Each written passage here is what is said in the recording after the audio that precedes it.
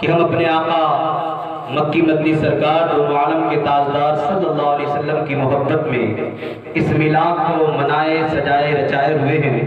علماء کرام کو دعوت دیے، سارے علماء آپ کی آواز پر لبیک کہتے ہوئے حاضر ہوئے، اور آپ اپنے ماتھے کی نگاہوں سے دیکھ رہے ہیں جامع معقول و منقول استاذ الحفاظ والعلماء حضرت علامہ مولانا مصاحب علی صاحب قبلہ رشیدی مدظلہ العالی و نورانی تشریف فرما ہے، اور آپ کے محبوب ادارہ مدرسہ شفیع اہل سنت والعلوم کے لائق فائق صدر مدرس حضرت علامہ مولانا اویس احمد صاحب قبلہ نعیمی بھی تشریف فرما ہے، اور درجہ حفظ و قرأت کے بہترین استاذ جو خوشی نگر ضلع کے، میں تو سمجھتا ہوں خوشی نگر مہاراج گنج گورکھپور منڈل میں اس جیسا کوئی قاری پڑھنے والا نہیں ملے گا۔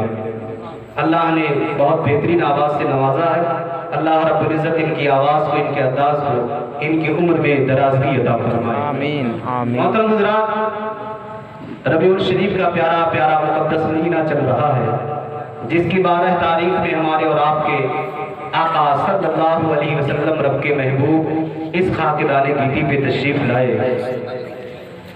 ابھی مجھ سے بیشتر آپ حضرات نے مولانا گلشیر صاحب سے اور مولانا خالد صاحب سے بڑی اچھی گفتگو سماعت کیے۔ اللہ رب العزت ہمیں اور آپ کو سن کر سمجھ کر عمل کرنے کی توفیق رفیق عطا فرمائے۔ میں نے آیت کریمہ تلاوت کی ہے، اس کی تشریح بیان کروں اس سے پہلے ایک حدیث پاک میں آپ کے سامنے بیان کرنا بہتر مناسب سمجھتا ہوں۔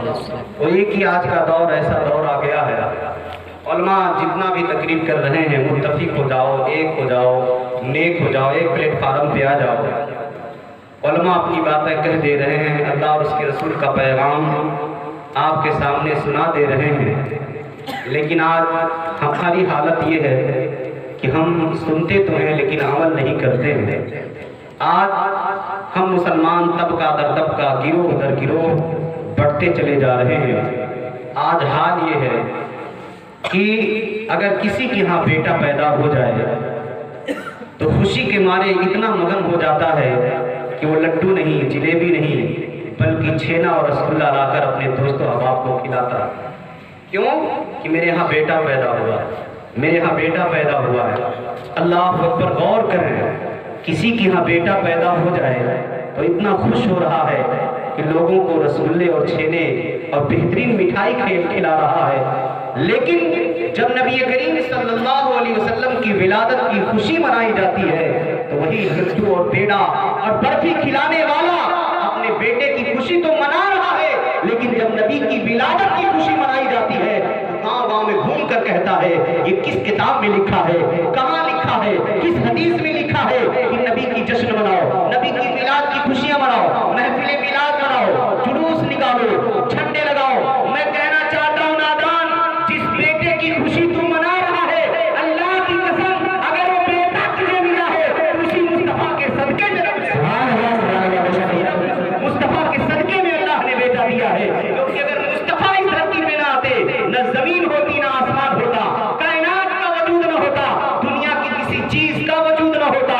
اگر مصطفیٰ کو اللہ دنیا میں بھیج رہا، اگر دنیا میں مصطفیٰ کا آنا مقصود نہ ہوتا تو کسی چیز کا وجود نہ ہوتا۔ اور اعلیٰ حضرت نے بھی اپنے شعر میں کہا ہے، اور حدیث قدسی بھی ہے، اللہ ارشاد فرماتا ہے لولا کلمہ خلقت الافلاک والارضین، اور دوسری جگہ ہے لولا کلمہ اظہر الربوبیہ، اللہ فرماتا ہے اے میرے محبوب اگر آپ نہ ہوتے تو میں اپنی ربوبیت کو بھی ظاہر نہ کرتا، میں اپنا رب ہونا بھی لوگوں کو نہ بتاتا کہ میں رب ہوں، بتا اس لیے رہا ہوں کہ میرا محبوب جانے والا ہے، میرا محبوب اس دھرتی پہ آنے والا ہے۔ اللہ فرما رہا ہے اے محبوب آپ نہ ہوتے تو میں زمین و آسمان کو پیدا نہ کرتا۔ اور اسی حدیث کی ترجمانی کرتے ہوئے تاجدار اہل سنت امام عشق و محبت لکھتے ہیں ہوتے کہاں خلیل و بنا کعبے و بنا، سب تیرے گھر کی ہے یا رسول اللہ، نہ خلیل کی پیدائش ہوتی، نہ اسماعیل کی قربانی ہوتی، نہ مینان میرا ہوتا، نہ خانے کعبہ کی بنیاد رکھی جاتی۔ یا رسول اللہ اگر اسماعیل پیدا ہوئے، اگر خلیل اللہ کا وجود ہوا، اگر خانے کعبہ کی بنیاد رکھی گئی ہے تو صرف اس لیے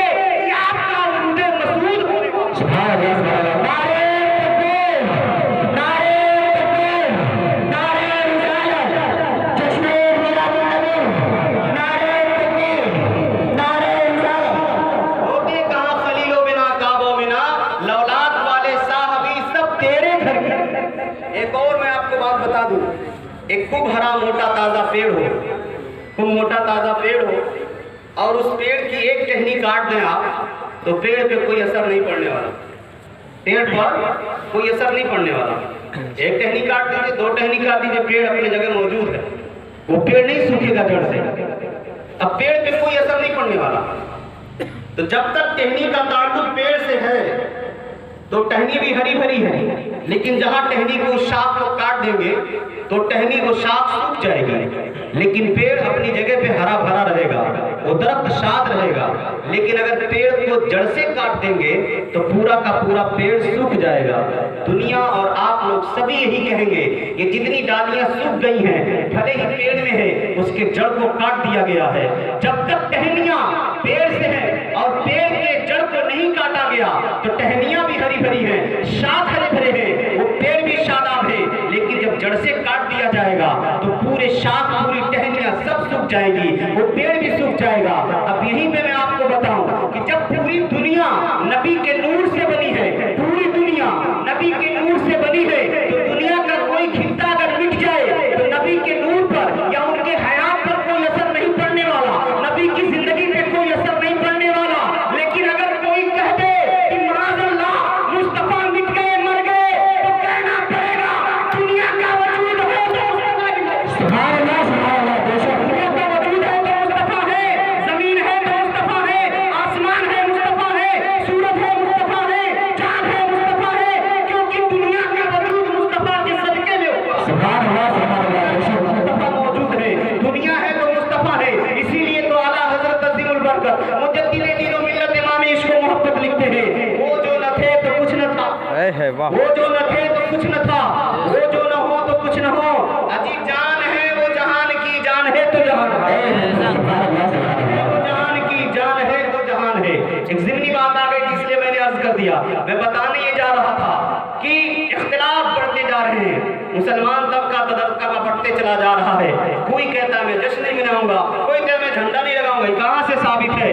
ایسے بکلور اور پاگل قسم کے لوگ ملے تو ان کو سمجھائیے، نادان مت بنو، نبی کی پیدائش مناؤ، نبی کی خوشی میں جھنڈے لگاؤ، نبی کی خوشی میں تم میلاد مناؤ، جلوس نکالو، یہ سب بہتر ہے اور اچھا طریقہ ہے، اس سے نبی کے عشق اور محبت کا پتہ چلتا ہے، ایمان کو روشنی ملتی ہے۔ آئیے میں پھر اسی بات پہ ایک بات بتانے جا رہا تھا کہ آج کے دور میں جب سنی مسلمان اپنے اسٹیج پہ، اپنے مسجدوں میں یا اپنے جلسوں میں یا اپنے گھروں میں یا اپنے فاتحوں میں جب سلام اور درود پڑھتے ہیں تو اعتراض ہو جاتا ہے، یہ سلام کیوں پڑھتے ہیں، یہ درود کیوں پڑھتے ہیں؟ کیا تم بنجاری پٹی کے سرزمین پہ بیٹھ کر سلام پڑھ رہے ہو؟ تمہارے نبی سنتے ہیں، تمہارے نبی سماعت کرتے ہیں، تم اپنے گاؤں میں پڑھتے ہو، تمہارے نبی سماعت کرتے ہیں؟ یہ سوال آج نہیں، آج سے 1450 سال پہلے صحابہ نے کر لیا، 1450 سال پہلے صحابہ کرام نے کیا تھا، کیونکہ صحابہ کی نگاہیں صحابیت دیکھ رہی تھی، ان کے نگاہ کا عالم کیا کہنا، اجی صحابی کا مرتبہ اتنا زیادہ ہوتا اپنے وقت کا، کتنا ہو بڑا غوث قطب ابدال ولی کیوں نہ ہو، کسی صحابی کے مرتبے تک نہیں پہنچ سکتا۔ اب ولی کا عالم کیا ہے؟ حضور غوث پاک رضی اللہ تعالیٰ عنہ فرماتے ہیں، نظر تو الی بلاد اللہ جمعان کا خردلتن علی حکم اتصالی، میں پوری دنیا کو ایسے دیکھتا ہوں جیسے کوئی اپنے ہتھیلی پر رائی کا دانہ رکھ کر دیکھ رہا ہو، یہ غوث پاک کی نگاہ ہے۔ اجی جب ایک ولی کا نگاہ کا یہ عالم ہے تو صحابی کے نگاہ کا عالم کیا ہوگا؟ ایک حدیث کی کتاب ہے دلائل الخیرات شریف، اسی کے باب فضائل درود پاک کی آخری حدیث پاک ہے، آخری حدیث پاک۔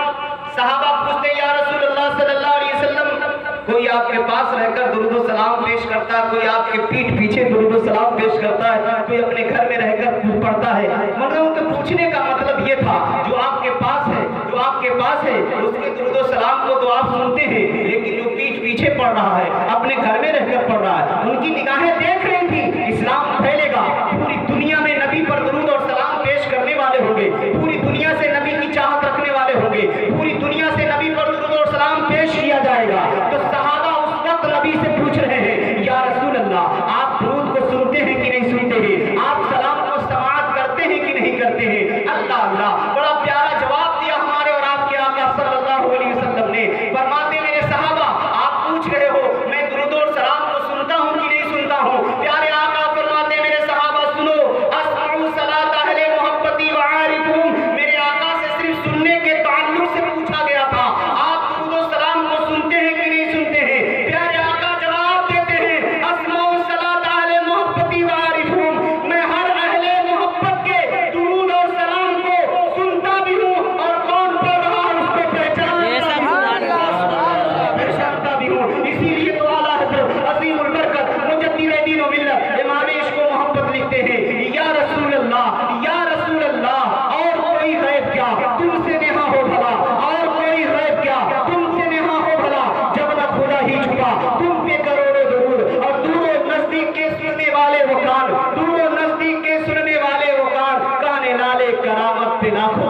سبحان اللہ سبحان اللہ۔ یہ ہماری اور آپ کی خوش نصیبی ہے، ہم درود پڑھ رہے ہیں، سلام پڑھ رہے ہیں، تو آقا ہمارے درود اور سلام کو سن بھی رہے ہیں اور پڑھنے والے کو پہچان بھی رہے ہیں،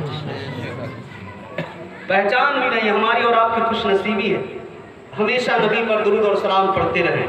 میں نے جو اپنے خطبے میں آیت کریمہ تلاوت کی ہے، اللہ رب العزت ارشاد فرماتا ہے وسعت رحمتی کل شیء، میری رحمت ہر چیز کو محیط ہے، میری رحمت ہر شے کو گھیرے ہوئے، شے چیز کو، میری رحمت ہر چیز کو گھیرے ہوئے۔ جیسے انسان ایک شے ہے، انسان ایک شے ہے، زمین ایک شے ہے، آسمان ایک شے ہے، آپ ایک شے ہو، مائک ایک شے ہے، لائٹ ایک شے ہے۔ اللہ فرما رہا ہے میری رحمت ہر شے کو، ہر چیز کو گھیرے ہوئے ہے۔ انسان ایک شے ہے، سارے انسانوں کو اکٹھا کیجئے تو عالم انس ہے۔ جنات ایک شے ہے، سارے جناتوں کو اکٹھا کیجئے، عالم جن ہے۔ فرشتہ ایک شے ہے، سارے فرشتوں کو جمع کریں، عالم ملائکہ ہے۔ زمین ایک شے ہے، ساری زمینوں کو اکٹھا کریں، عالم ارضیات ہے۔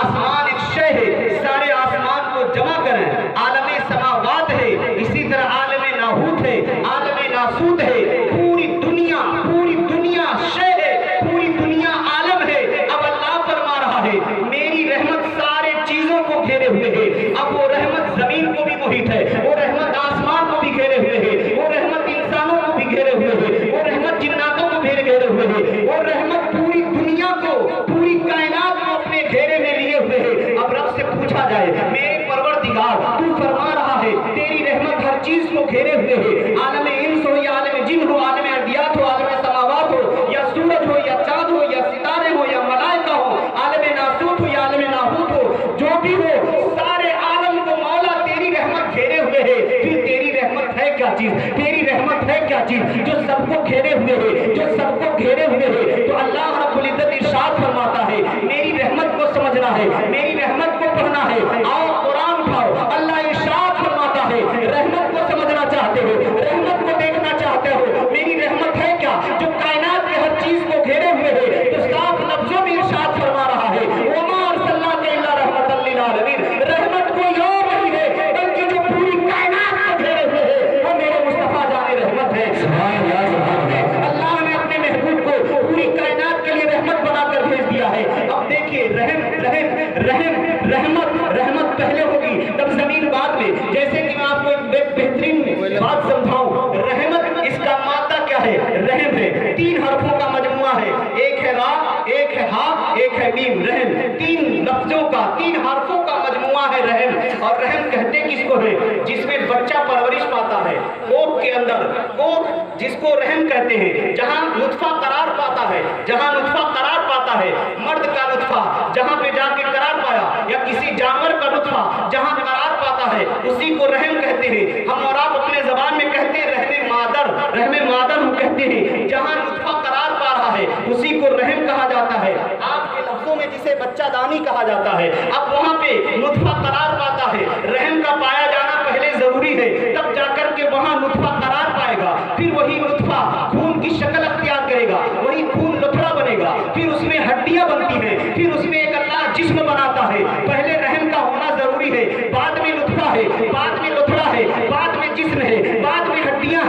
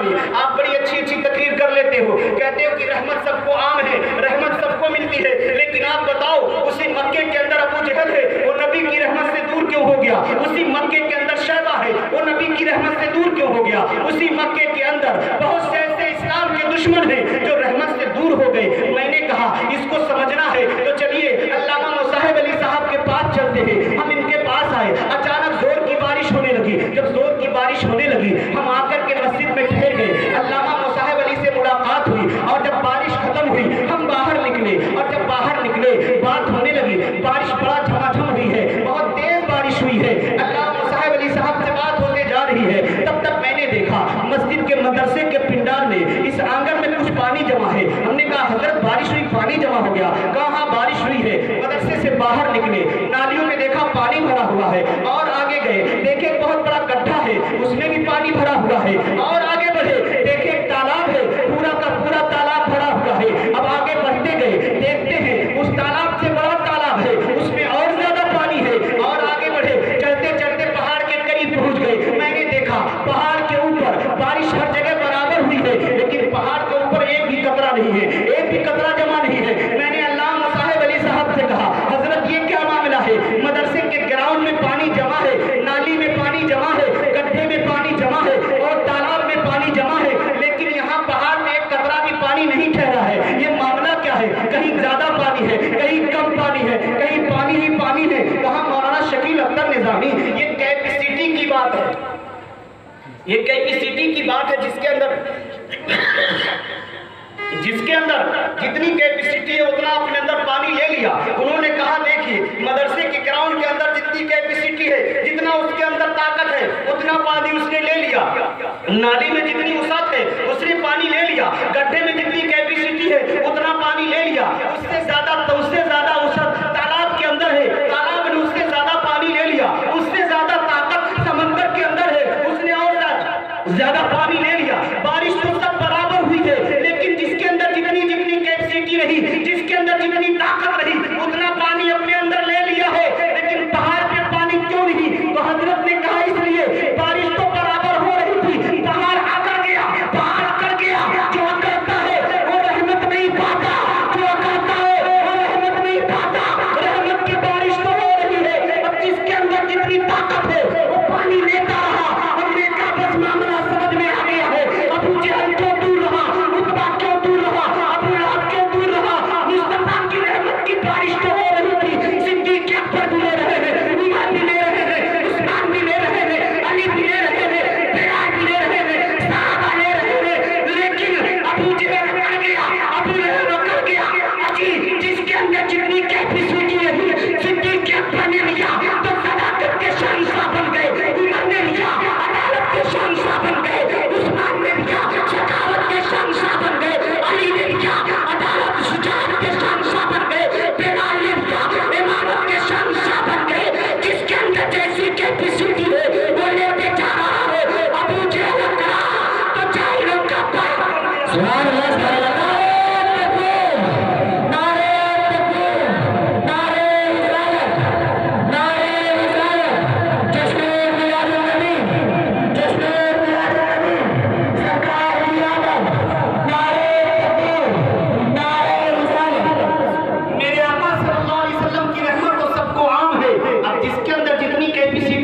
وہ لے رہا ہے، اور جو اکڑتا وہ کچھ نہیں پاتا، جو اکڑتا وہ کچھ نہیں پاتا۔ اس لیے اے مسلمانوں اپنے اندر عقل پیدا نہ کرنا، اپنے اندر عاجزی پیدا کیجیے، اپنے اندر انکساری پیدا کیجیے، کیونکہ ہم نے بزرگوں سے سنا ہے، علامہ اویس احمد نعیمی صاحب قبلہ کی زبان سنا ہے کہ اے لوگوں دیکھو اکڑنے کی کوشش مت کرنا، اور اپنے اندر غرور اور گھمنڈ مت پیدا کرنا، کیونکہ اکڑنے والے ہمیشہ اوپر جاتے ہیں۔ راستے سے چلے، رات میں بہت زور سے آندھی آئی تھی، بڑے بڑے پیڑ تھے اکھڑ گئے، لیکن چھوٹے چھوٹے پودے نہیں اکھڑے۔ ہم نے پوچھا نعیمی صاحب سے حضور یہ کیا معاملہ ہے؟ بڑے بڑے پیڑ جو تناور تھے، اپنے طاقت کو ان کو بڑا ناز تھا، بڑا غرور تھا، بڑا گھمنڈ تھا، وہ بڑے بڑے موٹے موٹے پیڑ تو اکھڑ گئے، لیکن چھوٹے چھوٹے پودے کیوں نہیں اکھڑے؟ انہوں نے کہا بابو شکیل اختر نظامی بات یہ ہے جو بڑے بڑے پیڑ ہیں ان کے اندر عاجزی نہیں ہے، ان کے اندر انکساری نہیں ہے، ان کے اندر جھکنے کی صلاحیت نہیں ہے، اور جو چھوٹے چھوٹے پودے ہیں اس کے اندر جھکنے کی صلاحیت ہے۔ ہم نے کہا مطلب؟ کہا سنو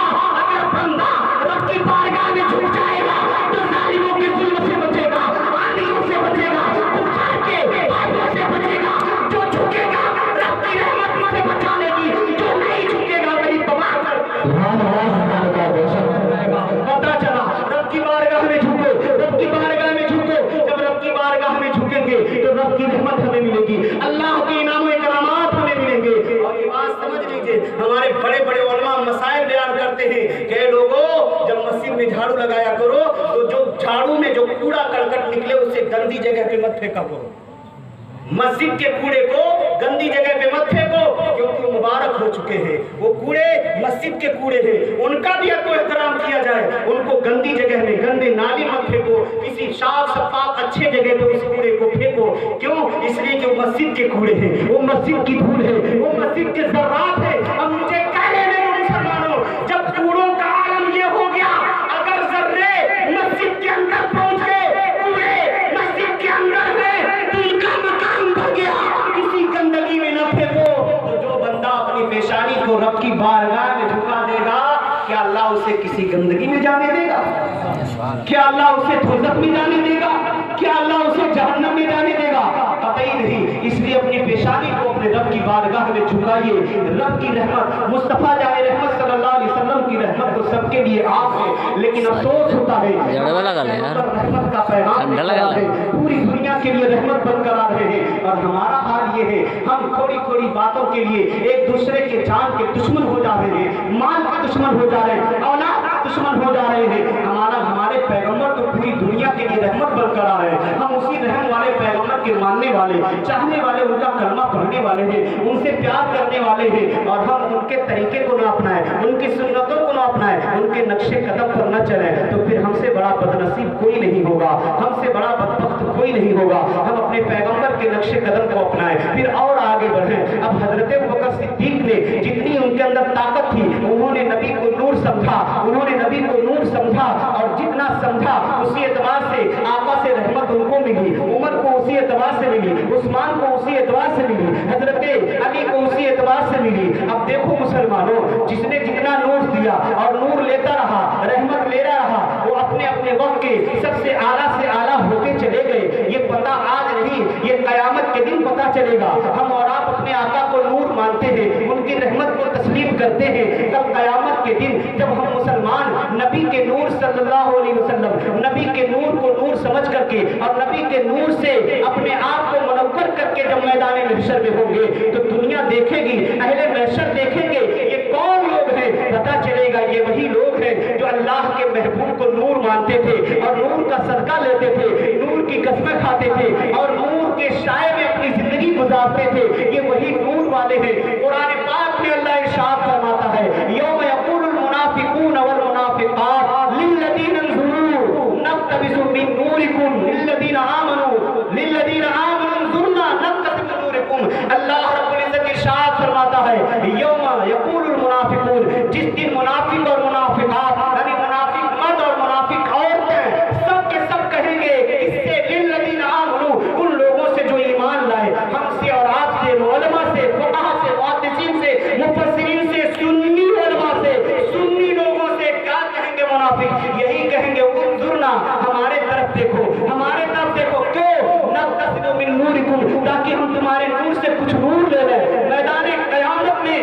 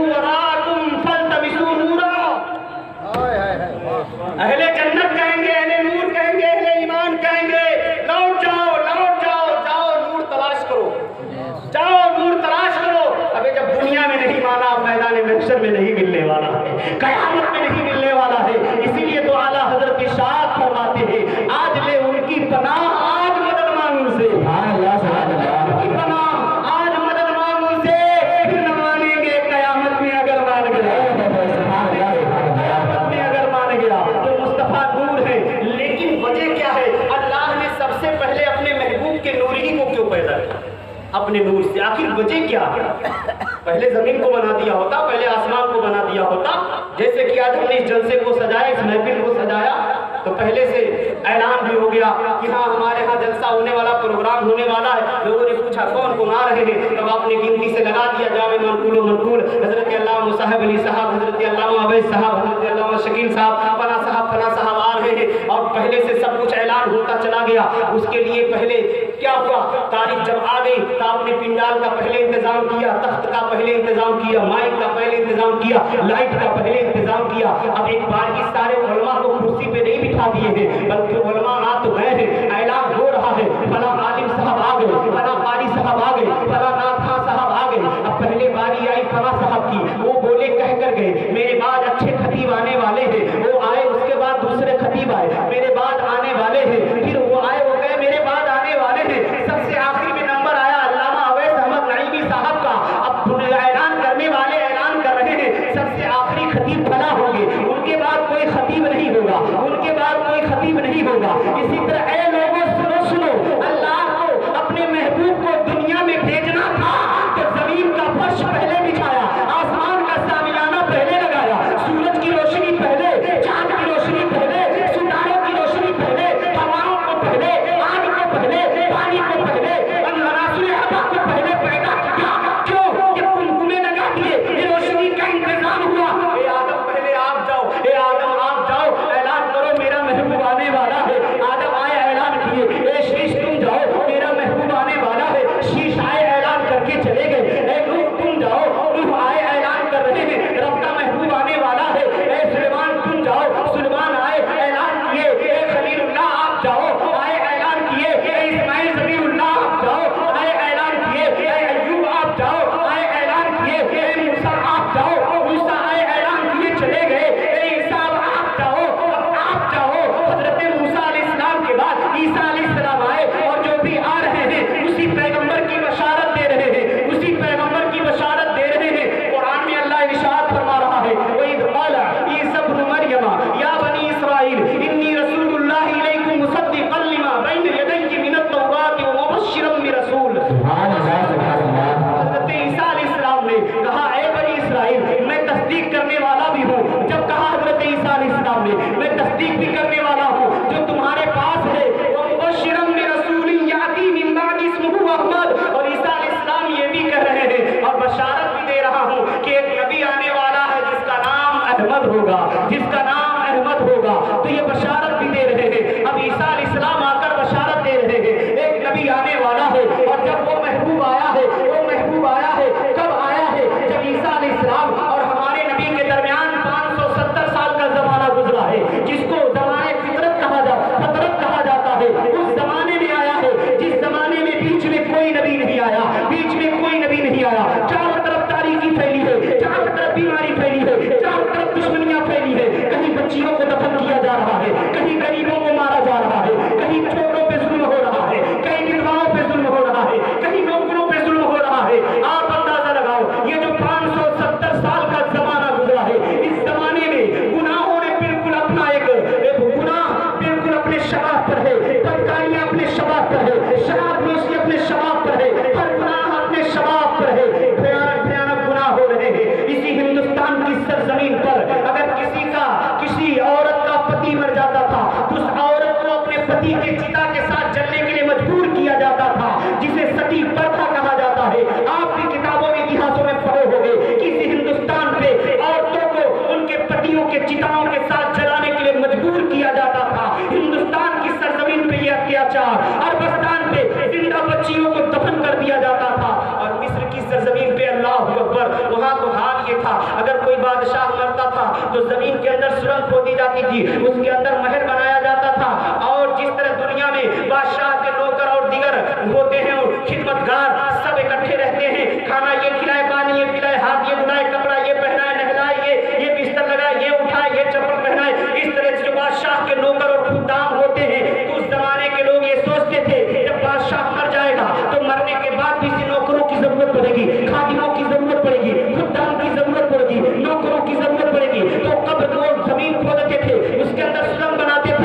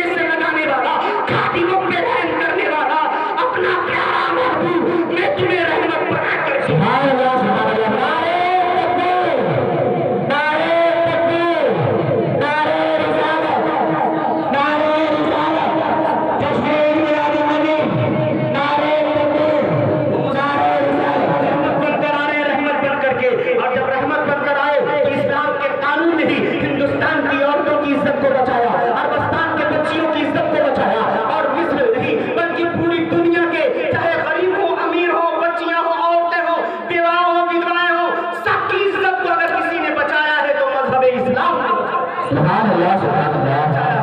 आज कोई कितना हो बकवास कर ले कि मजहब इस्लाम ये पाठ पढ़ाता, वो पाठ पढ़ाता है, ऐसे नादान लोग हैं जिन्हें इस्लाम के बारे में नॉलेज नहीं है, इस्लाम के बारे में पता नहीं है। वरना आज भी गैर ममालिक के लोग यूरोप, अमेरिका वगैरह में इस्लाम की हिस्ट्री कर करके लोग मुसलमान बन गए हैं। बड़े बड़े प्रोफेसर, बड़े बड़े डॉक्टर, बड़े बड़े साइंसदान कुरान का रिसर्च करके, इस्लाम का रिसर्च करके मुसलमान बनते हुए नजर आ रहे हैं। सुभान अल्लाह। कोई दुश्मनी में बोले तो कुछ भी बोले।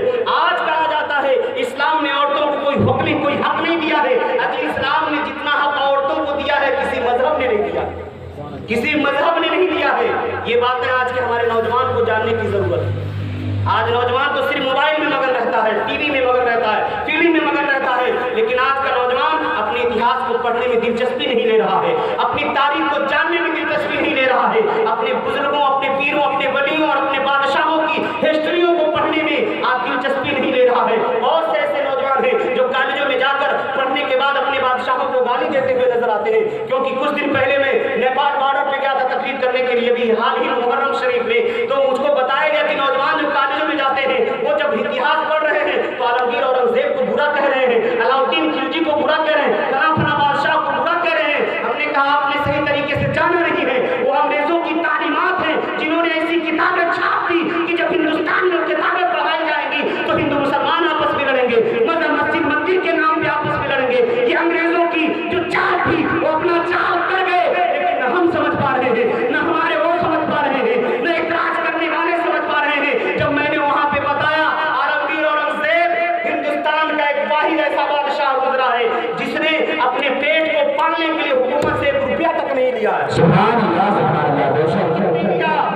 आखिर उस बादशाह ने अपनी जिंदगी किस तरह से गुजारी, तो उलमा बयान करते, तारीखों में मौजूद है, हजरत आलमगीर औरंगजेब अपने हाथ से टोपी सिला करते थे, टोपी सिल करके वही बेचा जाता था और उससे जो पैसा मिलता था उसी से आपकी रोजी रोटी चलती थी। कुरान पाक अपने हाथ से लिखते थे, किताबी शक्ल में देख करके वही जब बेचा जाता था और वही जो पैसा मिलता था उसी से अपनी रोजी रोटी चलाते थे। और आज हमारा नौजवान न समझ पाए। अगर इस तरह से किसी भी इतिहास में आपको किताब मिले तो उस बात पे बिल्कुल यकीन मत कीजिएगा, क्योंकि जब तक हमारे बादशाह थे ये हिंदुस्तान सोने का चिड़िया था। सुभान अल्लाह। हिंदुस्तान सोने का चिड़िया था और जब से हमारे हाथों से हुकूमत गई जालिमों ने हिंदुस्तान को बेच करके तबाह बर्बाद करके रखा। अल्लाह ऐसे जालिमों को निस्तो नाबूद फरमाए जो अपने बड़े बड़े इबादत गाहों को तोड़ने वालों को बरी कर दिया जा रहा है, कोई सबूत नहीं मिल रहा है। मैं पूछना चाहता हूँ, आज अगर हाथरस में किसी बेटी मनीषा